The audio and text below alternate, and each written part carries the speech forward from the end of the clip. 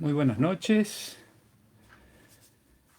Quiero extenderles una cordial, fraternal bienvenida a un nuevo estudio, un nuevo tema en esta semana.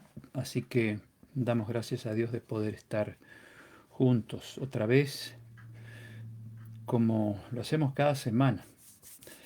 Y espero que estemos dispuestos en esta noche a dejar que Dios nos enseñe algo más de lo que hay para nosotros en su palabra en relación a este tema que se llama el peor drama humano. Y a medida que lo desarrollemos el tema van a entender ustedes por qué se me ocurrió ese título. Personalmente creo que el tema que vamos a ver ahora eh, es el peor drama humano desde el ángulo en que voy a tocar el tema, ¿no? Así que vamos a pedir a Dios que nos acompañe, como siempre hacemos, a través de una oración. Nuestro Dios, te damos gracias porque nos das la bendición de estar juntos otra vez para escuchar tu voz hablándonos a través de tu palabra, a nuestra conciencia. Te pedimos que lo que vamos a compartir pueda entrar en nuestros corazones y ayudarnos a hacer un cambio en nuestras vidas, ya que vamos a hablar de un principio fundamental que debe arraigarse en nosotros, especialmente si andamos en tus caminos. Pedimos que nos des luz, entendimiento y que bendigas a cada uno de los que se están conectando. Lo pedimos y lo agradecemos en el nombre de Jesús. Amén. Bueno, entonces vamos a comenzar con este tema, el peor drama humano. Hay un salmo, que es el Salmo 51, versículo 5, donde el rey David, eh, luego del gran dilema que tuvo de adulterar y asesinar al esposo de esa mujer que él quiso para él cuando fue descubierto de lo que había hecho, en lugar de vanagloriarse o en lugar de pues querer justificarse, él le dolió mucho en su corazón lo que había hecho y hay buena parte de los salmos donde él expresa un gran dolor por ese pecado terrible que había cometido, doble pecado. Y es cuando él se entrega a Dios, se arrepiente de corazón y le pide a Dios un cambio de corazón. Y en el Salmo 51, versículo 5, entre tantas cosas que David le dice a Dios, más adelante, después de lo que vamos a leer, él dijo, crea en mí, oh Dios, un corazón limpio, recto, renueva un espíritu nuevo dentro de mí. Y en el versículo 5 dice, he aquí, en maldad he sido formado y en pecado me concibió mi madre. Es decir, él se dio cuenta de una triste realidad que nos afecta a todos, que hemos nacido con la tendencia hacia el mal. Y él dijo, yo he sido formado en pecado, he cometido pecado porque desgraciadamente mi tendencia natural es caer en el pecado. Y Dios luego le da un nuevo corazón. El rey David tuvo una conversión tan grande, tan hermosa, que fue elegido como un profeta de Dios para que escribiera el libro más largo que hay en la Biblia, que es el libro de Salmos. Tiene 150 capítulos. ¿Quién podría creer que ese libro fue escrito por un hombre que había cometido un homicidio para quedarse con la mujer de la persona a quien había mandado matar? Increíble. Pero Dios en su gran misericordia lo perdonó y le dio un nuevo corazón.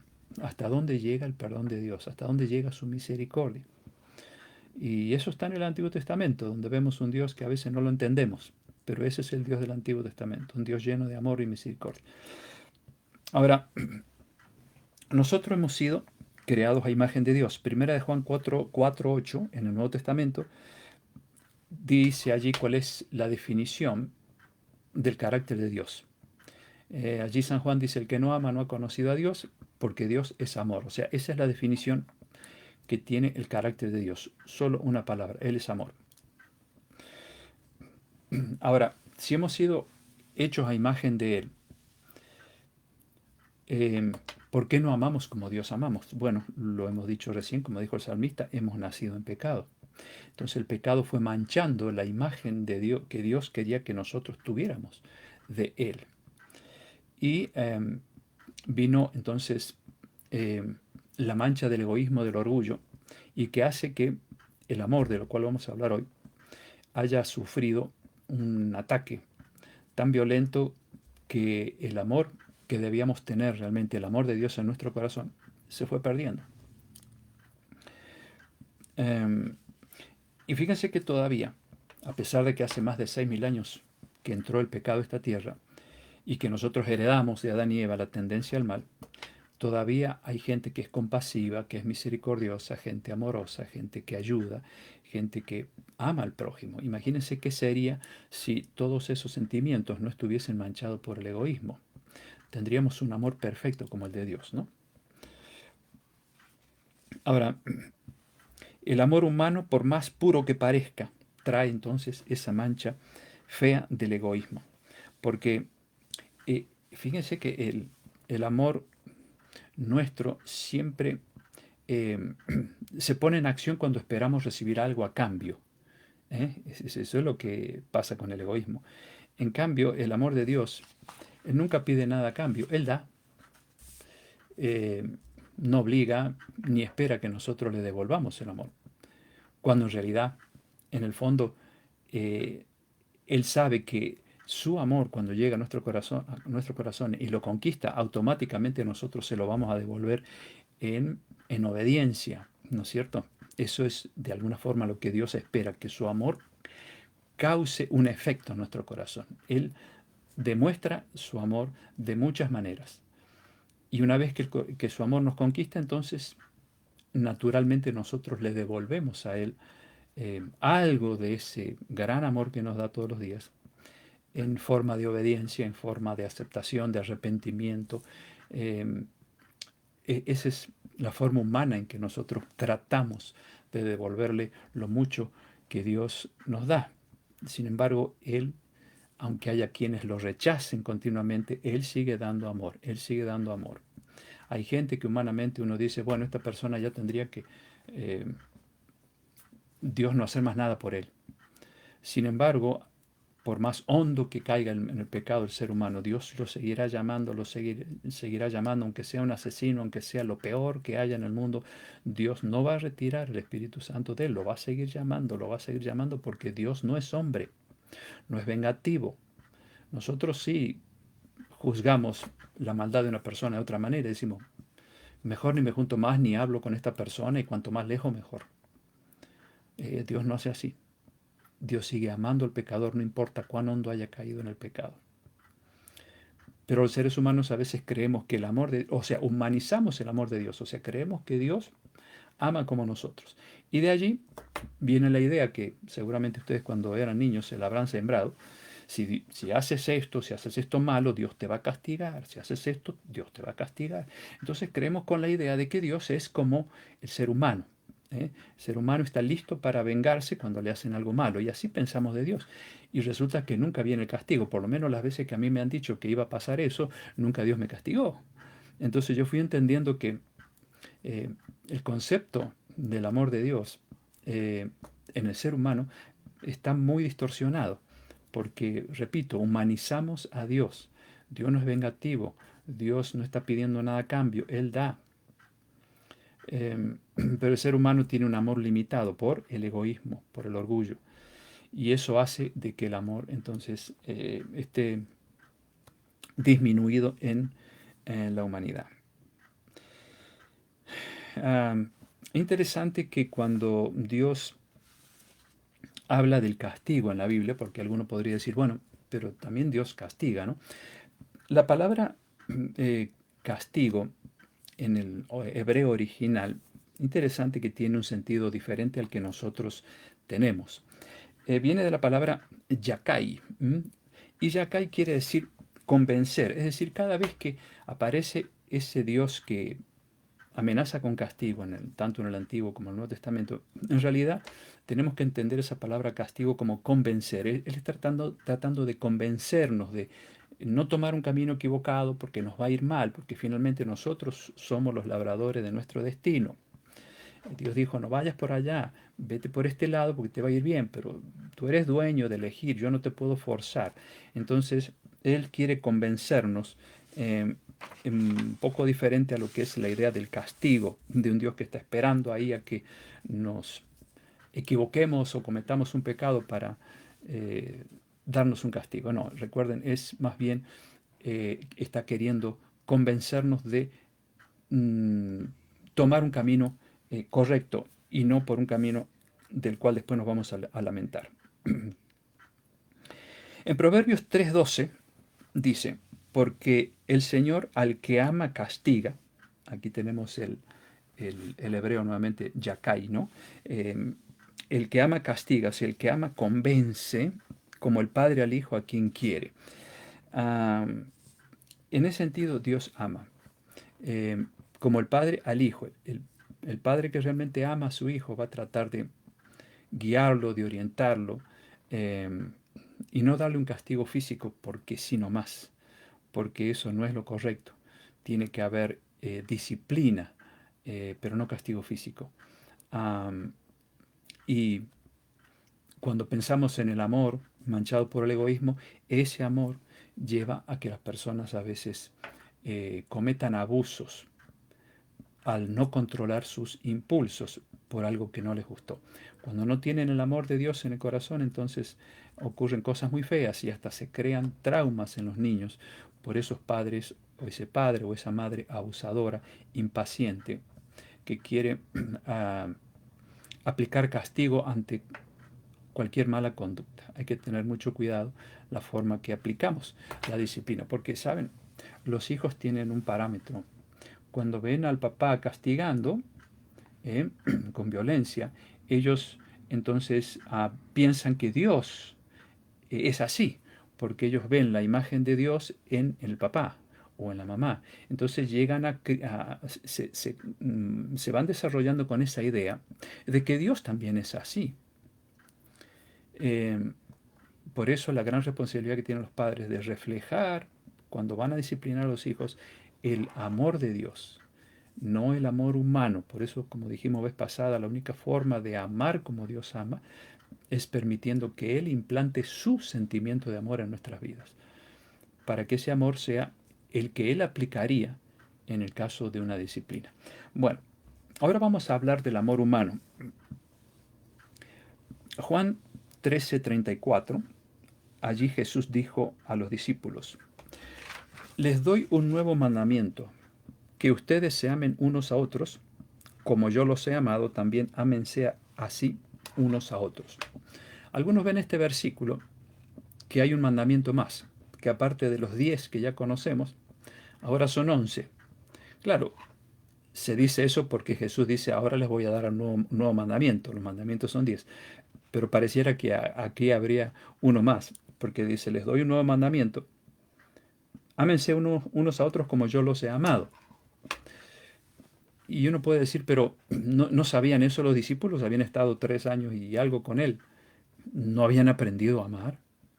Y si ustedes leen los evangelios van a ver que más de una vez hay disputas entre ellos, a ver quién iba a ser el mayor. El orgullo, ¿no? Y Jesús veía esa naturaleza carnal que todavía los estaba gobernando a ellos. Y entonces un día les dijo, muchachos, tengo algo para decirles, les voy a dar un nuevo mandamiento, ámense ustedes unos a otros. ¿Cómo? Y ahí está la clave del versículo, como yo los he amado.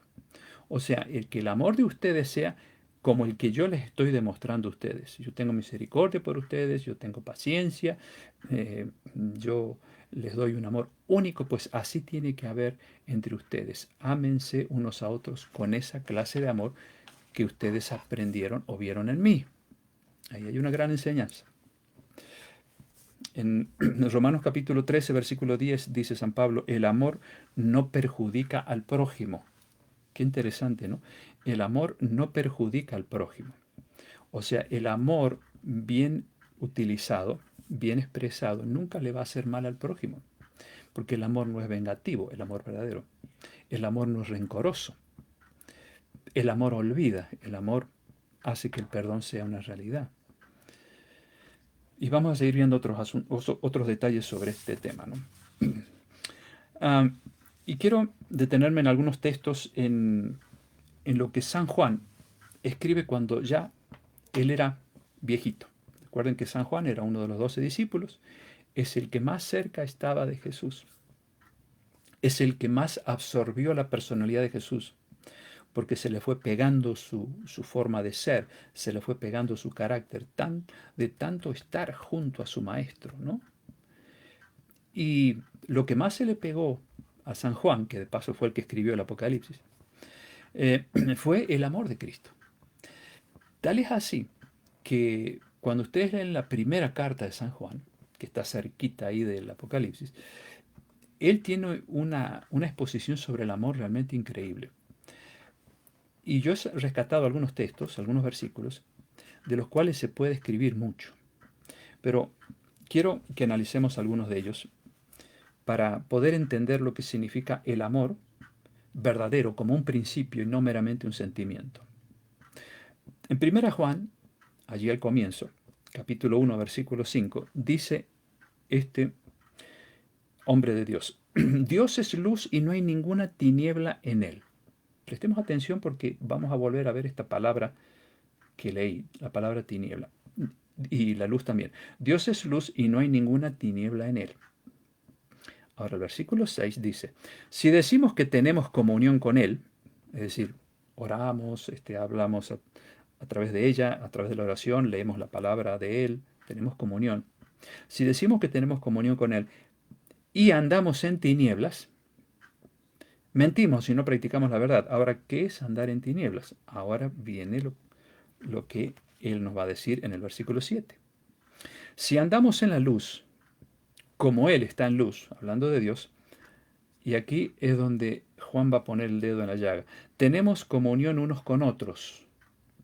Comunión, es decir, estamos unidos unos con otros. Si es que decimos que andamos en luz, o sea, tenemos comunión, vamos bien, tenemos una buena relación con los demás, no hay conflictos. Y la sangre de su Hijo nos limpia de todo pecado. O sea, lo que San Juan está diciendo, mira, si tú dices que andas en luz, qué bueno. Entonces, esto quiere decir que te llevas bien con los demás.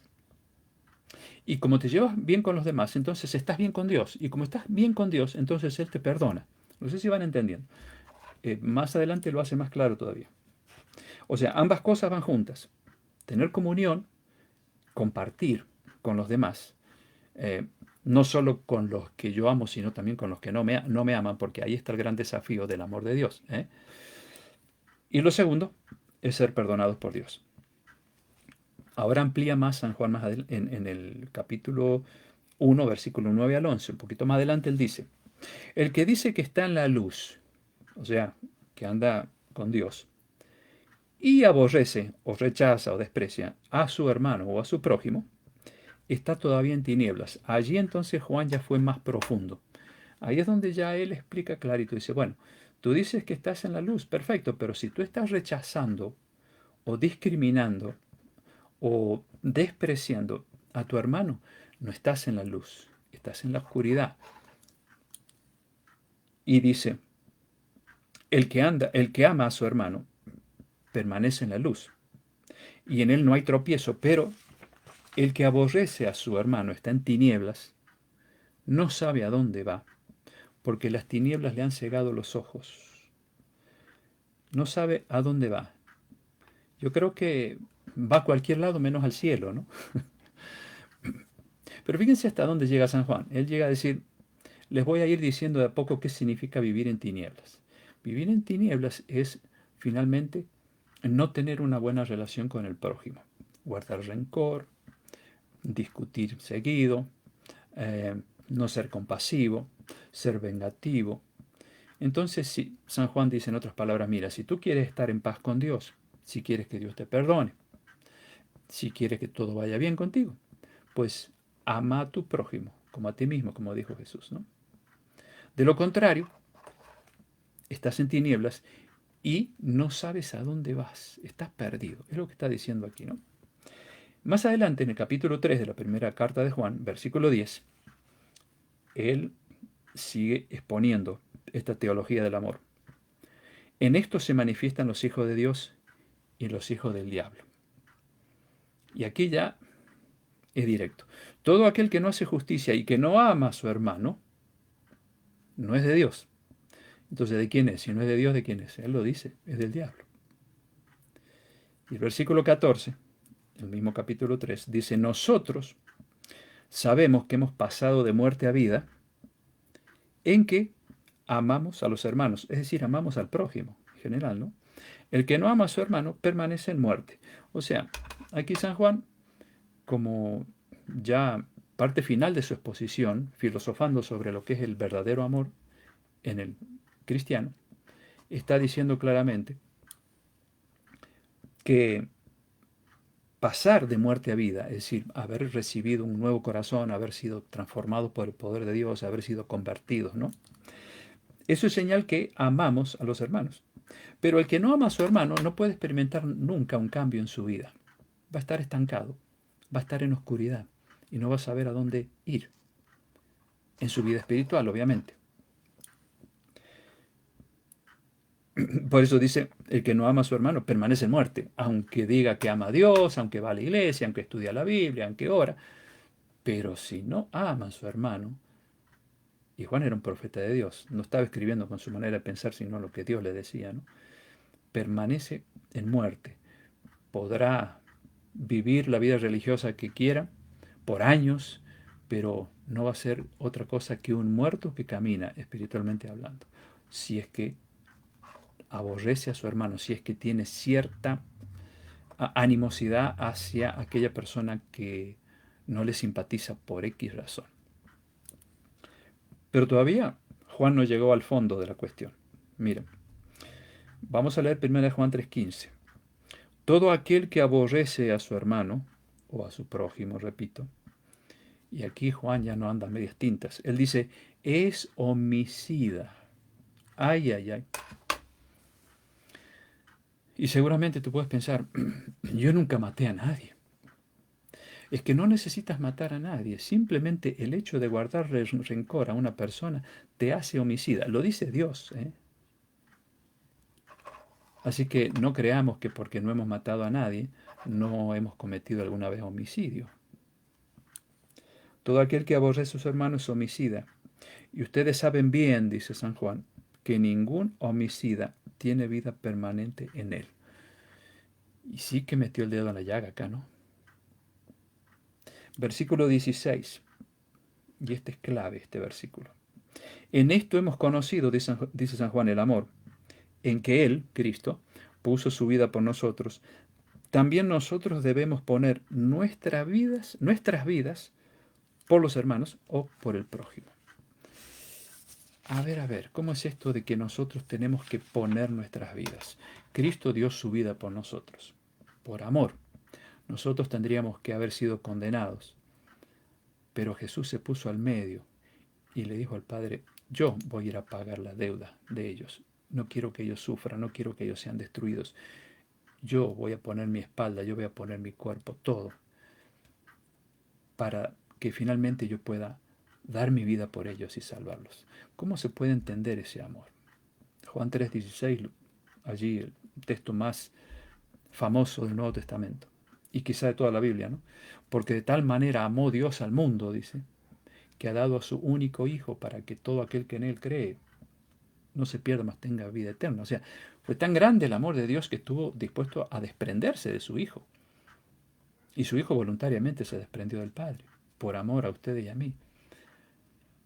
Alguien dijo que el amor de Dios será motivo de estudio por toda la eternidad cuando vayamos al cielo y luego estemos aquí en el reino de Dios en la tierra. Estaremos estudiando eternamente el amor de Dios. Es algo misterioso. Piensen un día todo lo que Cristo ha hecho por nosotros y lo que sigue haciendo cada día. ¿Cómo se explica ese gran amor, esa paciencia que tiene Él? No se parece en nada al amor nuestro, ¿no? Ahora, ¿qué significa cuando Juan dice debemos poner la vida por nuestro prójimo? Miren, una demostración de amor no es simplemente dar un regalo. Porque a veces el hecho de dar un regalo, incluso puede ser caro, puede ser por motivos egoístas, o puede ser por conveniencia, o puede ser por quedar bien, o puede ser de corazón. Lo cierto es que el corazón es engañoso, como dice el profeta Jeremías, ¿no? ¿Quién lo puede conocer? Y a veces no siempre estamos dando un regalo de todo corazón. Y aunque lo diéramos de todo corazón, ¿causa eso algún dolor en nosotros? Únicamente, podríamos decir, en el bolsillo. Pero si amamos, ni nos va a preocupar lo que hemos gastado por ese regalo, porque lo dimos con amor, si es que ha sido un amor sincero. ¿Pero ha causado algún dolor?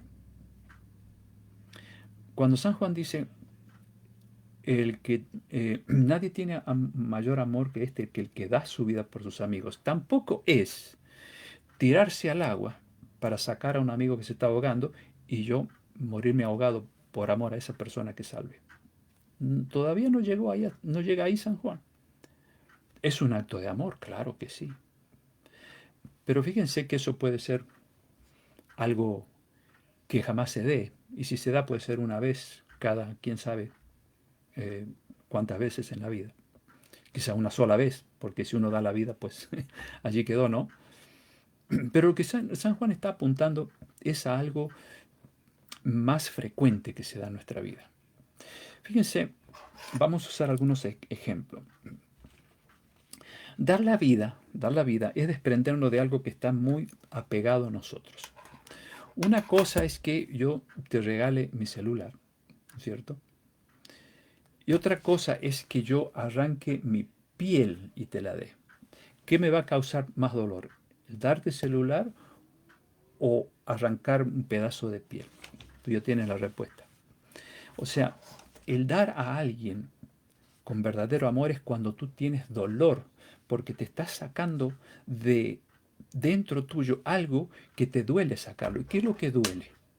Bueno, el egoísmo, el orgullo. ¿Cuántas veces nos cuesta perdonar? Porque cuando yo tengo que perdonar, tengo que sacar, arrancar algo que está muy apegado a mí, que se llama orgullo y egoísmo. No que venga él a perdonarme o a pedirme perdón. No, en realidad él fue el que cometió el error. No, yo no. Y en el fondo quizás estamos pensando, sí, ya la verdad que yo hice ese mal. Pero como está el egoísmo adherido a nuestro corazón egoísta, entonces tener que arrancar el egoísmo de ahí en forma de perdón, como Dios me perdona, eso significa sufrir un dolor. ¿Queda claro? Entonces cuando San Juan está diciendo, nadie tiene mayor amor que este, que el que da su vida, está yendo más allá que dar una vida física. Está diciendo, tienes que arrancar de ti algo que está muy adherido y que se llama egoísmo y que no te deja vivir en paz. Eso es darse al prójimo. Y cuesta, porque duele, porque somos humanos y venimos con los sentimientos distorsionados por el pecado. Venimos así a este mundo. Fíjense, entonces, dar con dolor, eso es dar con amor.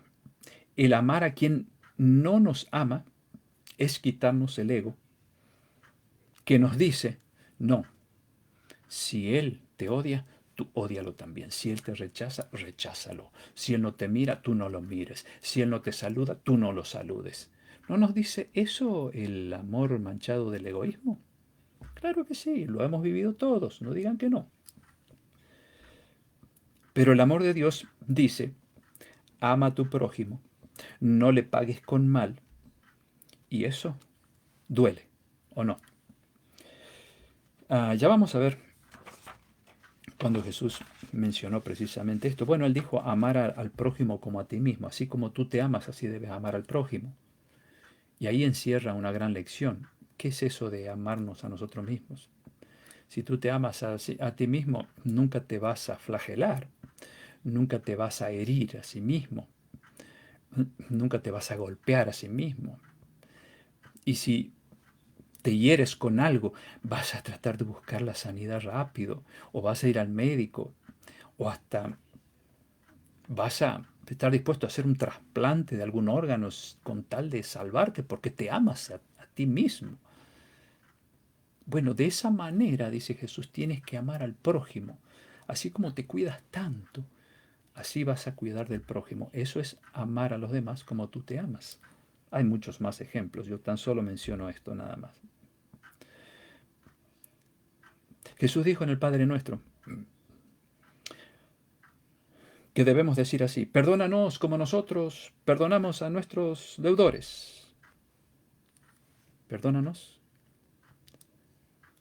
como nosotros perdonamos. ¿Y cómo perdonamos nosotros? A ver, que lo que fulanito me hizo no tiene nombre. ¿Pero lo perdonaste? Y sí, pero ya tu relación con él no es la misma. No, no, ya no.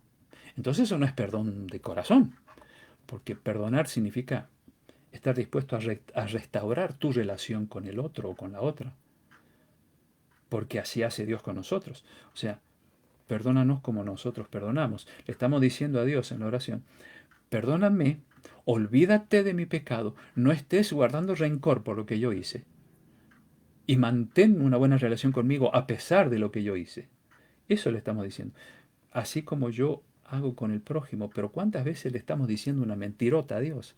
Porque perdónanos como nosotros perdonamos. ¿Será que estamos dispuestos a perdonar como esperamos que Dios nos perdone a nosotros? Bueno, Filipenses 2:5, San Pablo dijo ahí: haya pues en ustedes este mismo sentir que hubo en Cristo Jesús. O sea, él está diciendo, tienen que pedirle a Dios que cambie ese corazón egoísta y les implante el verdadero sentir de Cristo. Así como Él estuvo dispuesto a dar su vida por ustedes, así ustedes estén dispuestos a dar la vida por el prójimo. Siguiendo esos ejemplos que mencioné recién, porque hay muchas otras maneras de brindar amor. Yo recuerdo el caso de una señora, estoy seguro que era cristiana. Su hijo ha sido asesinado por un amigo, eh, que luego tuvieron una disputa muy grande, y ese amigo terminó en esa grave discusión matando a ese joven. Y el joven asesino fue a parar a la cárcel. ¿Qué podría hacer una madre, un padre ante una situación así? Lo primero que se despertaría en nosotros es el odio por el asesino, que nos arrancó un pedazo de nuestra vida, un hijo. Y esto lo vi en un documental, no en una caricatura. La madre, después de un tiempo, la madre de aquel hijo asesinado, quiso ir a la cárcel a hablar con el asesino. Y alguien estaba grabando todo lo que pasaba, porque algunos pensaban, bueno, aquí va a haber un serio problema. Los guardias acompañaron a la señora hasta la celda del asesino. Y los guardias estaban ahí atentos a ver cuál iba a ser la reacción de esta señora. Ella les había dicho, no tengan miedo, yo vengo en misión de paz, yo no le voy a hacer nada al asesino, por favor, no tengan miedo, pero ustedes tienen la misión de cuidarme. Así que vean lo que yo voy a hacer. Cuando el asesino ve a la señora, los guardias dicen, la señora es la mamá del joven que tú mataste. Y entonces el joven se hizo hacia atrás, pensando que la señora se le iba a balanzar, le iba a pegar o vaya a saber qué. Y la señora lo miró y le dice, querido joven, tú no te imaginas el dolor que me has causado. Pero quiero decirte algo, yo no te odio, yo no guardo rencor. Yo quiero decirte que Dios te ama a pesar de lo que hiciste. Y yo también te amo. Y vengo a decirte porque yo quiero ofrecerte el perdón en este día, porque quiero dormir en paz, quiero estar tranquila conmigo y con Dios. Yo quiero estar segura de que cuando yo le pido perdón a Dios, Él me va a perdonar. Yo sé que si no te perdono a ti, Él no me va a perdonar a mí. Eso lo enseña la Biblia. Después del Padre Nuestro, Jesús dice eso: si ustedes no perdonan a los hombres sus pecados, tampoco el Padre de ustedes los va a perdonar. Lean después, San Mateo capítulo 6, allí está. El joven no sabía qué decir y se le caían las lágrimas del dolor de haber hecho lo que hizo. Y la mujer le dijo: hijo, ¿te puedo abrazar? Y el joven dijo: sí, señora, perdóneme. Lo abrazó e hizo una oración con él. Imagínense los guardias cómo estaban. Esa celda se convirtió en un lugar de luz, porque allí estaba el amor de Cristo en el corazón de una madre, cuyo hijo había sido asesinado por ese muchacho que estaba ahí. Después de la oración, le dijo al joven: Dios te bendiga, hijo. Quédate tranquilo. Yo te amo a pesar de lo que hiciste con mi hijo. Y se fue. Y la señora luego contó que se había sacado un peso de encima muy grande y que ahora podía vivir libre, feliz, a pesar del dolor que tenía de la pérdida de su hijo, pero saber de que ahora su relación con Dios estaba bien. Saben, amigos, hermanos, no podemos tener una buena relación con Dios si nuestra relación horizontal con el prójimo está mal. Esa, la forma correcta de poder decirle a Dios te amo es cuando yo amo al prójimo. Si yo no amo al prójimo como a mí mismo, entonces Dios no puede perdonarme, no puede aceptarme. Bien, primera de Juan 4:8, entonces lo que mencionábamos al principio: el que no ama no ha conocido a Dios, porque Dios es amor. Es decir, el que no ama verdaderamente, con el verdadero amor, no con el amor con el cual nacimos, olvidémonos de ese amor que es egoísta. Pero por eso San Juan dice: el que no ama no ha conocido a Dios, es decir, no se le ha pegado el amor de Dios en su corazón, por eso ama como ama egoístamente. Y así como va el mundo. Recuerden que una de las señales de la segunda venida de Cristo es: el amor de muchos se enfriará hacia el fin de los tiempos. Y lo vemos hoy día, tristemente. Y eso también en los cristianos. En 1 Juan 3:18, San Juan dice: no amemos de palabra ni de lengua, sino de hecho y en verdad. O sea, demostrémoslo al amor de Dios. Y voy llegando al final con 1 Juan 4:20. San Juan dice: si alguno dice, y aquí termina la teología del amor de Juan, ¿no? Si alguno dice yo amo a Dios y aborrece a su hermano, es decir, tiene rencor hacia su hermano, a su prójimo, es mentiroso. Pues el que no ama a su hermano, a quien ha visto, ¿cómo puede amar a quien no ha visto? Él hace un razonamiento interesante aquí, ¿no?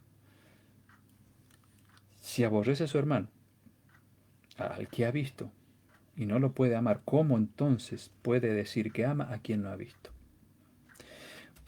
¿Saben?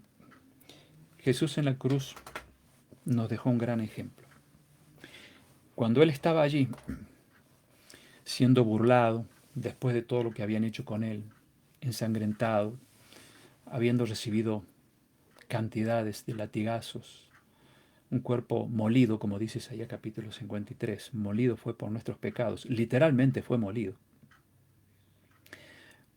Cuando Él estaba en la cruz y miraba a los verdugos que se reían de Él, y a los judíos y los fariseos y toda esa gente allí: ya que eres el Cristo, ¿por qué no bajas? Él podría haber llamado 2 o 3 ángeles, o 5 o 6, y se terminaba todo ahí. Pero Él dijo aquellas memorables palabras: Padre, perdónalos porque no saben lo que hacen. ¿Saben? Cuando alguien nos hace algo malo, mis queridos amigos y hermanos, tenemos que decir lo mismo que dijo Jesús: Padre, perdónalo a mi compañero, a mi amigo o a mi vecino o lo que sea, por lo que me hizo. No sabe lo que hace. Lo que Jesús nos estaba diciendo allí en la cruz: no odies al pecador, odia al pecado que está en el pecador, que es muy diferente. Entonces, cuando nosotros aprendamos a odiar el pecado y no el pecador, entonces va a ser más fácil que podamos alcanzar a esa persona con el mensaje de Dios. Porque así hace Dios. Si Dios nos odiara como pecadores que somos, entonces pues existiría así un infierno literal, como se enseña por ahí erróneamente. Porque esa teoría del infierno nos enseña que Dios odia al pecador y no al pecado. Pero Dios odia al pecado y no al pecador. Por eso no puede existir jamás un terrible infierno eterno. Ese es el amor que tenemos que tener, amigos y hermanos. Pero no se puede conseguir, y lo voy a repetir sin cansarme nunca, sin leer cada día un poquito de este libro. Porque cuanto más leemos de aquí, más aprendemos de Dios y más su amor se nos va pegando. Y más el odio al pecado se hace más grande en nosotros. Y disminuimos el rencor, el odio hacia el prójimo. Y llegamos a decirle, Señor, perdona a Juancito porque no sabe lo que hace. Perdona a María porque no sabe lo que hace. Ayúdame a aceptarlo así como es. Jesús dijo, si alguien te maldice, bendícelo. Si alguien te odia, tú ámalo. No pagues nunca mal por mal. Y nos enseñó también la regla de oro. No hagas a los demás lo que no quieres que te hagan a ti. Oíste que fue dicho, dice Jesús, ojo por ojo, diente por diente, pero ahora Jesús viene a engrandecer la ley y dice, no, no, no, no, no resistas al que es malo. Si alguien te hace algo malo, tú devuélvele con bien. No es fácil. Por eso San Juan habla de dar la vida por nuestro prójimo. Tenemos que sentir el dolor del desprendimiento del ego que nos lleva a tener ese sentimiento de rencor, que no nos ayuda a vivir en paz. Y Dios puede hacer eso, puede hacer grandes milagros, como hizo en el caso de la señora esa que fue, no a vengarse, no a maltratar al homicida de su hijo, sino a darle el perdón. Porque ella aprendió a odiar al pecado que había en ese joven homicida y no al pecador. ¿eh? Y eso tenemos que aprender nosotros para vivir en paz con el prójimo y finalmente vivir en paz con Dios. Porque cuando estamos bien con el prójimo, automáticamente estamos bien con Dios. Dios nos ama en forma vertical, pero nosotros, para demostrarle nuestro amor a Él, tiene que ser así, horizontal y luego vertical. Primero, amando al prójimo, estando en paz con Él, y entonces puedo estar en paz con Dios. Bueno, esto es lo que quería compartir con ustedes en esta noche. Creo que el peor drama humano entonces es no tener el amor de Dios en nuestros corazones. Y cuando no hay amor verdadero, entonces vienen los conflictos en la familia, vienen los conflictos en las parejas, en los matrimonios, en la relación padre e hijos, vienen los conflictos en el trabajo, vienen todos los conflictos que vemos que cada vez se acrecientan más en este mundo. ¿Por qué? Porque el amor se está enfriando, como dijo Jesús.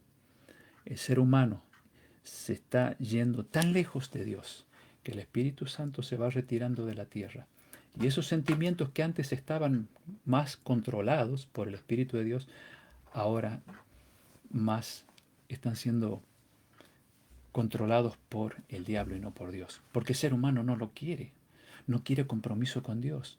Entonces el odio, el rencor que antes se mostraban en menor grado, ahora se muestran en una forma impresionante. Hoy día matar a una persona por simplemente robarle un objeto es algo que no le causa dolor a nadie. Ya no hay amor. El amor se está enfriando. Y nosotros como cristianos tenemos el gran desafío de mostrarle al mundo un amor diferente. Un amor que todo lo puede, todo lo espera, no hace nada indebido. Un amor que no es jactancioso, no es un amor egoísta. Como dice 1 Corintios 13, no se olviden. Hay que leer las características del verdadero amor ahí y pedirle a Dios que Él implante en nuestras vidas esa clase de amor que no es meramente un sentimiento, sino un principio. ¿Queda claro? Bueno, que Dios nos ayude a poder brindar amor, como Cristo nos brinda amor todos los días. Ese es el amor que vence, ¿no? Muy bien, vamos a saludar a quienes han estado entrando. Nora y Daniel, como siempre, Antonieta Moroso, Patricio, bienvenido, mi amigo, mi hermano, Teresa, Milagros Tabar, bienvenida. Qué lindo que está aquí. Jessy, Ana Ceballos, Ángel, desde Perú, como siempre. Bueno, bendiciones a todos los que están aquí y aquellos que participan y que no escriben, ¿no? Pero yo sé que hay muchos más que están allí participando de estos temas que tanto bien nos hacen a todos. Ah, no estoy viendo aquí. Bueno, sí, hay un pedido de oración. Tenemos un problema con la otra computadora de Miriam, no está queriendo funcionar. Así que yo voy a anotar aquí los pedidos que encuentro. Antonieta, por la salud de su mamá. eh, y quién más está haciendo algún otro pedido. Bueno, es el único pedido que hasta ahora veo. Si hay, sí, el pedido de Antonieta. Si hubiese algún otro pedido, ya saben, y lo leemos después, nos encargamos de orar por esos pedidos después. No quiere decir que nos hemos olvidado. Yo siempre repaso cuando cierro el programa si ha habido algún pedido que entró tarde. Bueno, vamos a orar entonces. Querido Dios, te agradecemos por enseñarnos esta gran lección que nos cuesta tanto aprender. Desarraigarnos de ese amor manchado de egoísmo con el cual venimos al mundo y permitir que tú implantes tu amor, ese amor que es tan diferente, ese amor que no está manchado de egoísmo ni de orgullo. Y es posible que podamos amar de esa manera porque tú tienes el poder para implantar esa manera de amar en nuestra vida. Cuanto más contemplamos a Cristo a través de tu palabra, a través de la oración, más se nos pega su carácter y su manera de sentir. Eso es obvio. Queremos lograr ese milagro en nuestras vidas. Ruego que eso sea el milagro en mi vida, en la vida de todos los que están aquí presentes también. Y también queremos dejar en tus manos este pedido de Antonieta por la salud de su mamá, que tú la cuides, le ayudes para que pronto pueda experimentar una sanidad completa. Gracias por haber estado con nosotros. Bendice a cada uno de los que están aquí y a sus respectivos familiares y danos la bendición de encontrarnos el próximo viernes si es tu voluntad. Te lo agradecemos y pedimos todo en el nombre de Jesús. Amén. Bueno, que tengan un buen descanso, que Dios los bendiga, que la paz y el amor de Cristo esté en el corazón de ustedes y en el mío para que podamos vivir felices y en paz con el prójimo y con Dios. Hasta pronto.